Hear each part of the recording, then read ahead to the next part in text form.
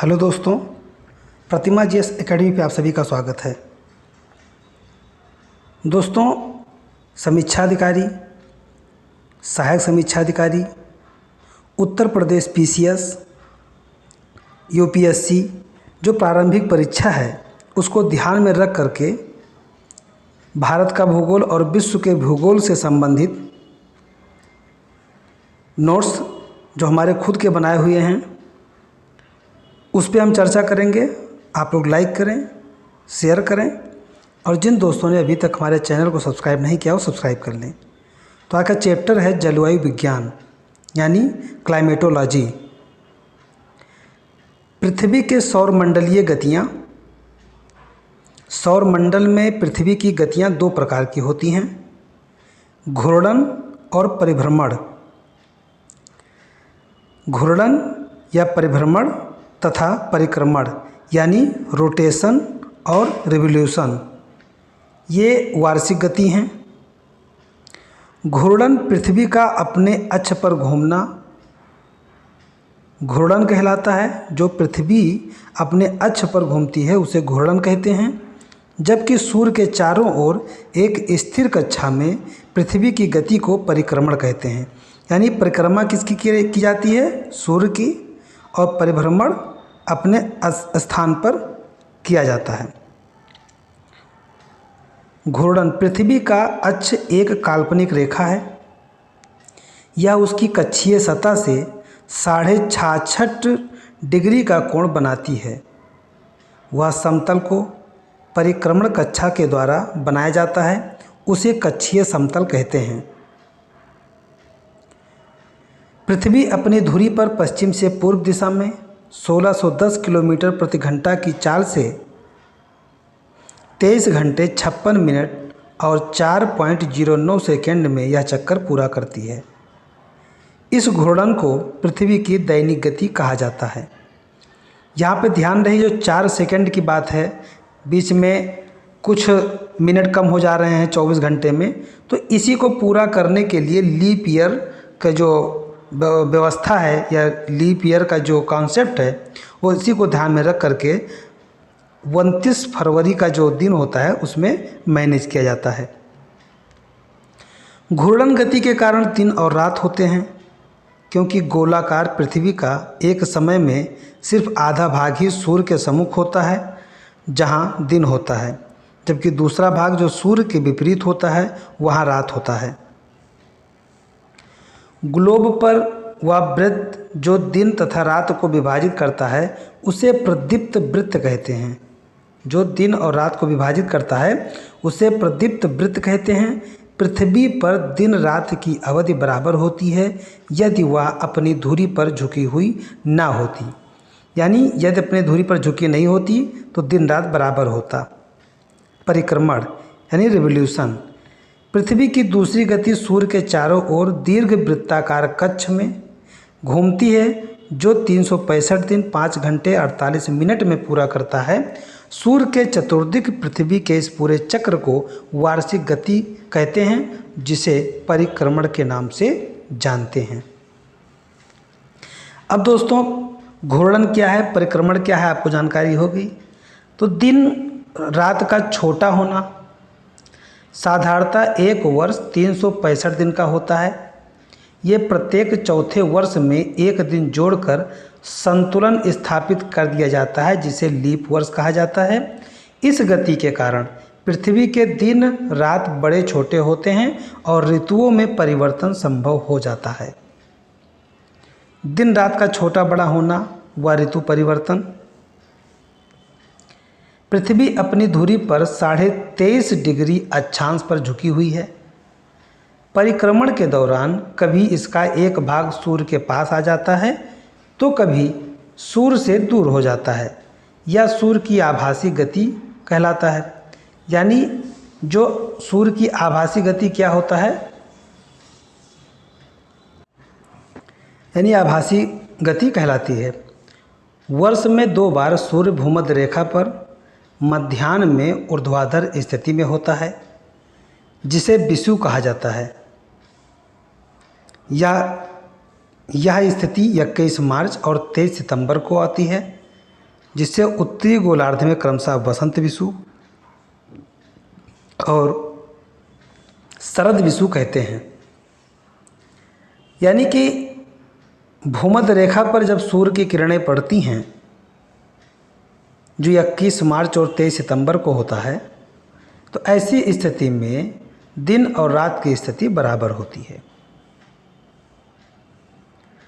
आभासी गतिशील सूर्य 21 जून को उत्तरी अयनांत यानी कर्क रेखा पर पड़ता है और 22 दिसंबर को दक्षिणी मकर रेखा पर पहुंचता है। साथियों, जब 21 जून को सूर्य उत्तरी गोलार्ध में होता है, तब उत्तरी गोलार्ध में दिन बड़े होते हैं, रातें छोटी होती हैं, और 22 दिसंबर को मकर रेखा पर पड़ता है तो दक्षिणी गोलार्ध में दिन बड़े और रातें छोटी होती हैं, और इसके सेम विपरीत गोलार्ध में इसकी विपरीत स्थिति होता है। जैसे 21 जून को उत्तरी गोलार्ध में दिन बड़े होते हैं तो दक्षिणी गोलार्ध में छोटे हो जाएंगे। यह तिथियां उत्तरी गोलार्ध में और दक्षिणी गोलार्ध में क्रमशः कर्क संक्रांति यानी ग्रीष्म अयनांत और मकर संक्रांति यानी शीत अयनांत कहलाती हैं। तो यहाँ पे ग्रीष्म अयनांत और शीत अयनांत कर्क संक्रांति और मकर संक्रांति के रूप में जाना जाता है। 21 जून को सूर्य उत्तरी गोलार्ध के समीप होता है और दक्षिणी गोलार्ध से दूर होता है। परिणामतः उत्तरी गोलार्ध में ग्रीष्म ऋतु और दक्षिणी गोलार्ध में शीत ऋतु होती है तथा उत्तरी गोलार्ध में दिन बड़े और रातें छोटी होती हैं। वहीं 22 दिसंबर को सूर्य दक्षिणी गोलार्ध के समीप होता है, अतः यह ग्रीष्म ऋतु और उत्तरी गोलार्ध में शीत ऋतु होता है। इस प्रकार दक्षिणी गोलार्ध में दिन बड़े और रातें छोटी होती हैं। तो ये तो आपका हो गया 21 मार्च, 23 सितंबर, 21 जून, 22 दिसंबर की प्रवृत्ति किस तरह की है वो आपने देखा। अब अपसौर और उपसौर क्या है। पृथ्वी के परिक्रमण गति के दौरान 4 जुलाई को पृथ्वी अपनी कक्षा में सूर्य से अधिकतम दूरी पर होती है तो उसे अपसौर कहते हैं। यानी पृथ्वी अधिकतम दूरी पे 15.2 करोड़ किलोमीटर पर होती है। इस प्रकार 3 जनवरी को पृथ्वी परिक्रमण पथ पर सूर्य के निकटतम दूरी पर होती है, जिसे उपसौर कहते हैं।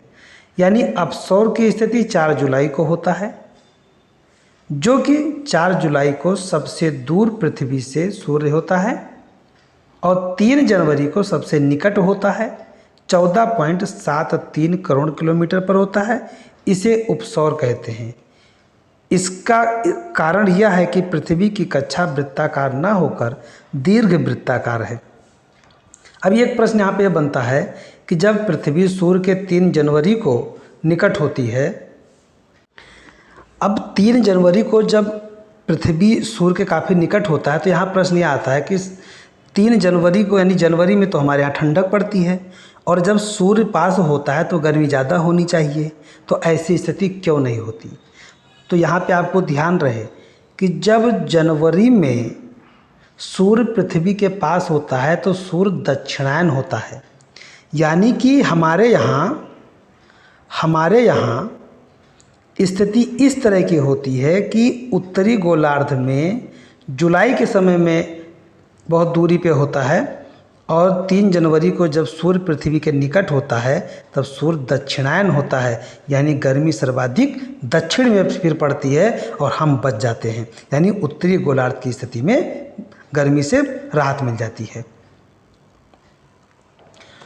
चुंबकीय ध्रुव एवं चुंबकीय अक्ष। पृथ्वी अपने उत्तरी एवं दक्षिणी भौगोलिक ध्रुवों को मिलाने वाली अक्ष रेखा जो पृथ्वी के केंद्र से होकर गुजरती है के सहारे घूर्णन करती है। इस भौगोलिक अक्ष के अतिरिक्त पृथ्वी के भीतर चुंबकीय अक्ष भी है, जो पृथ्वी के अंदर चुंबक का स्रोत है। दंड आकार से पृथ्वी का चुंबकीय अक्ष पृथ्वी के भौगोलिक अक्ष से थोड़ा विचलित होता है। यानी पृथ्वी अपने उत्तरी और दक्षिणी भौगोलिक ध्रुवों के मिलाने वाली अक्ष रेखा को पृथ्वी के केंद्र से होकर गुजरती है। इस घूर्णन के भौगोलिक अक्ष के अतिरिक्त पृथ्वी के भीतर चुंबकीय अक्ष होता है, तो चुंबकीय अक्ष पृथ्वी के भौगोलिक अक्ष से थोड़ा विचलित हो जाता है। अब अक्षांश और देशांतर क्या है? लैटिट्यूड और लॉन्गिट्यूड। पृथ्वी के समान किसी गोले पर स्थान विशेष की स्थिति का वर्णन करना अत्यंत कठिन कार्य है। इस कार्य को करने के लिए हमें कुछ बिंदुओं एवं रेखाओं के संदर्भ की आवश्यकता होती है।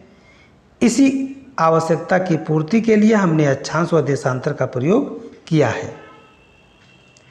ग्लोब पर स्थित एक काल्पनिक रेखा जो ग्लोब को दो बराबर भागों में बांटती है विषुवत वृत्त कहलाती है। विषुवत वृत्त 0 डिग्री अक्षांश को व दोनों ध्रुवों 90 डिग्री अक्षांश को दर्शाती है।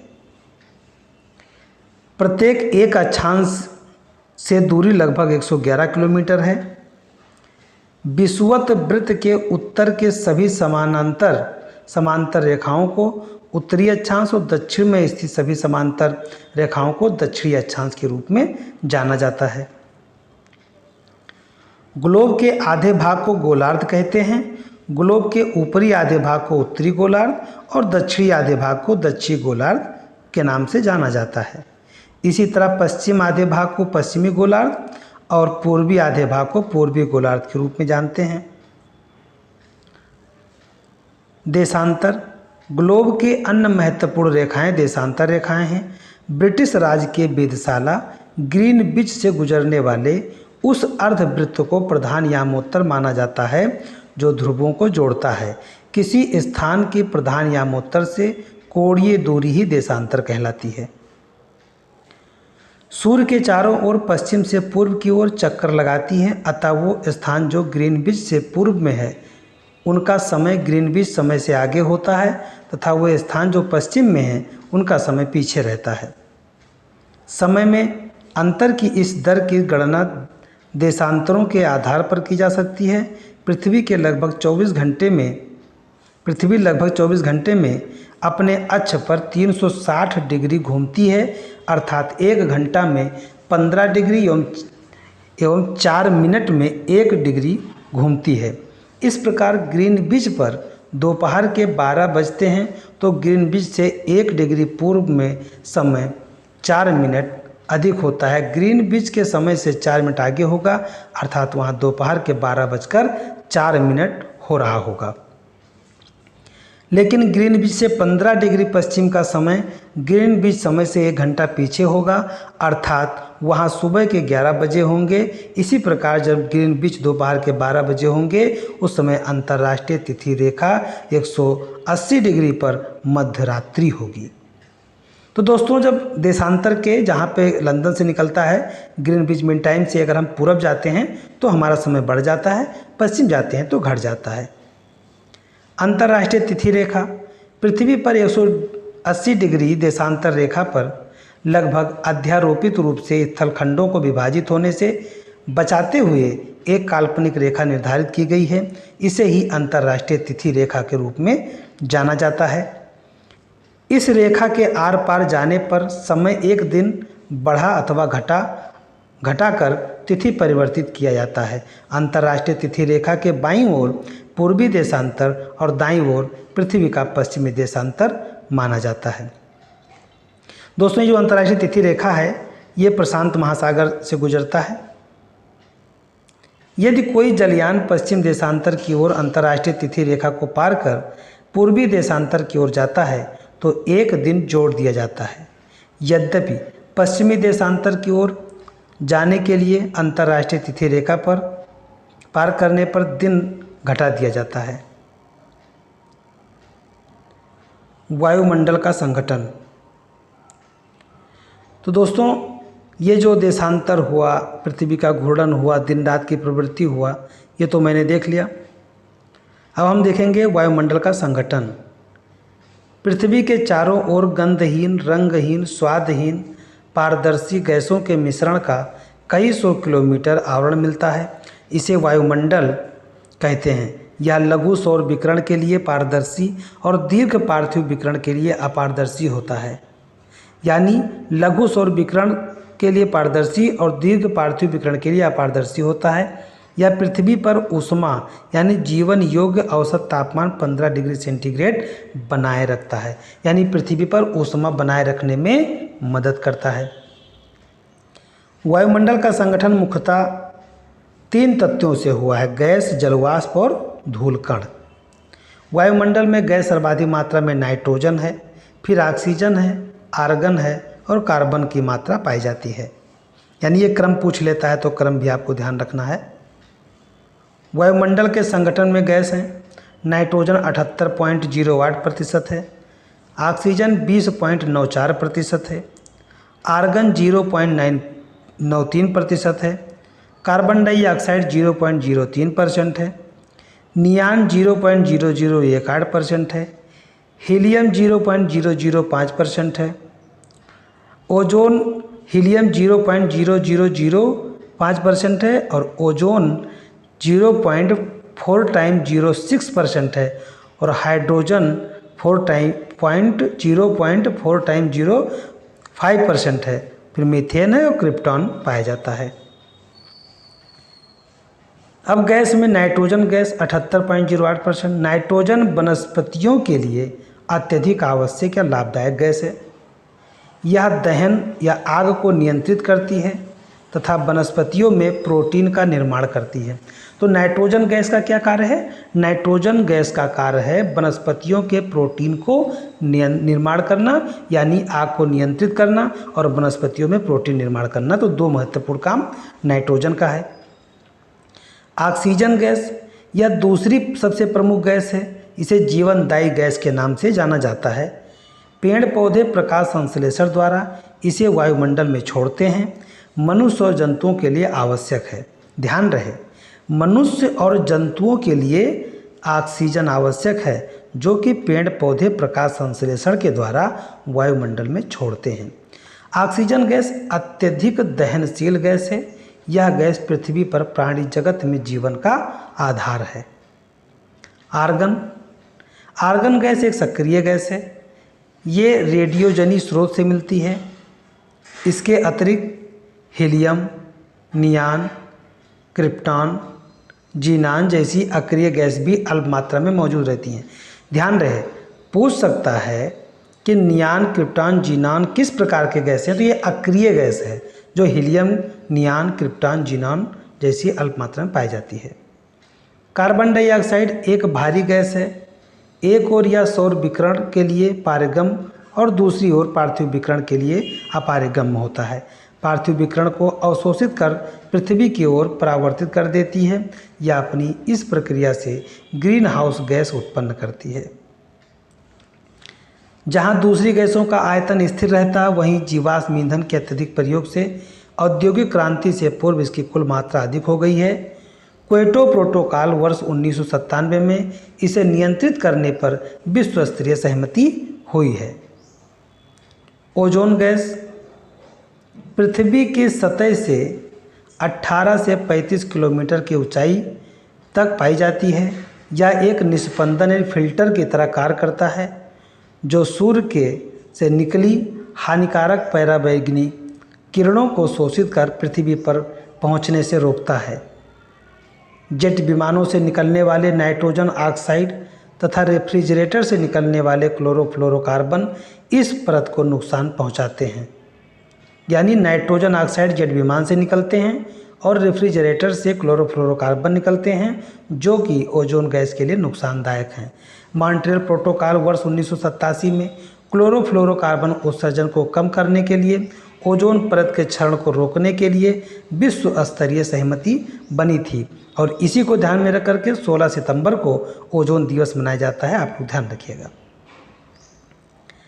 जलवाष्प यह वायुमंडल में उपस्थित एक परिवर्तनशील गैस है जो ऊंचाई के साथ घटती है और हवा के कुल आयतन का 4% होता है। विषुवत रेखा से ध्रुवों की ओर जलवाष्प की मात्रा कम होती है। यह CO2 की तरह ग्रीन हाउस गैस प्रभाव उत्पन्न करती है। यह सूर्य से निकलने वाले ताप के कुछ भाग को अवशोषित कर लेती है तथा पृथ्वी से निकलने वाले ताप को संग्रहित करती है।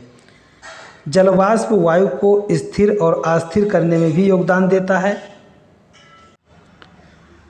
जलवाष्प वायु को स्थिर और अस्थिर करने में भी योगदान देता है। यह ठोस, द्रव और गैस तीनों अवस्थाओं में मिलता है।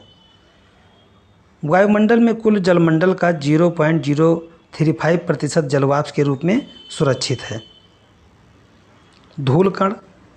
धूलकण वायुमंडल में संवहनीय वायु प्रवाह से काफ़ी ऊंचाई तक प्राप्त होते हैं, प्रायः क्षोभमंडल में प्राप्त होता है।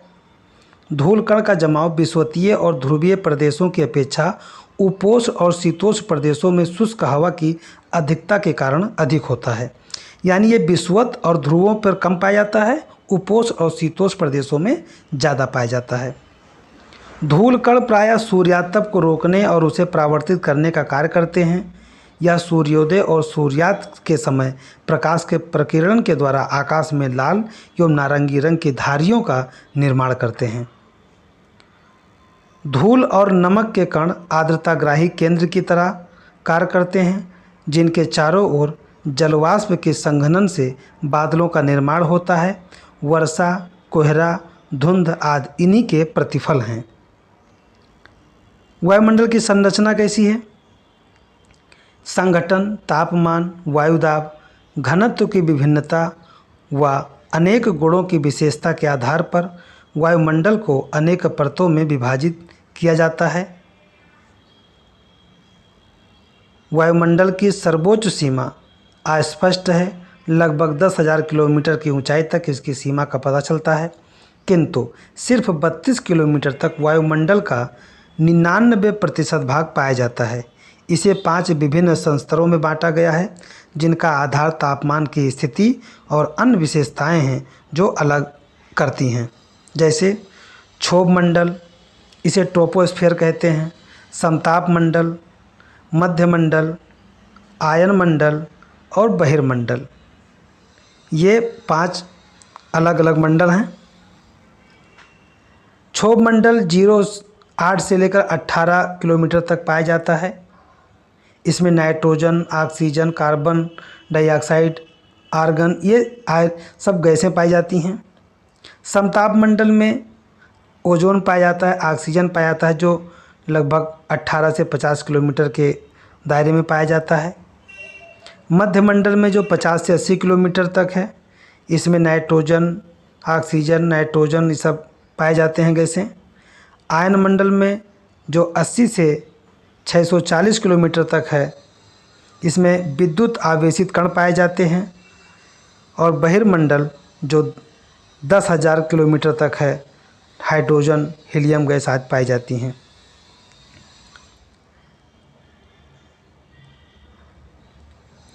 दोस्तों, अब क्षोभमंडल के आगे की क्लासें मैं अगली क्लास में दूंगा। धन्यवाद। जय हिंद, जय भारत।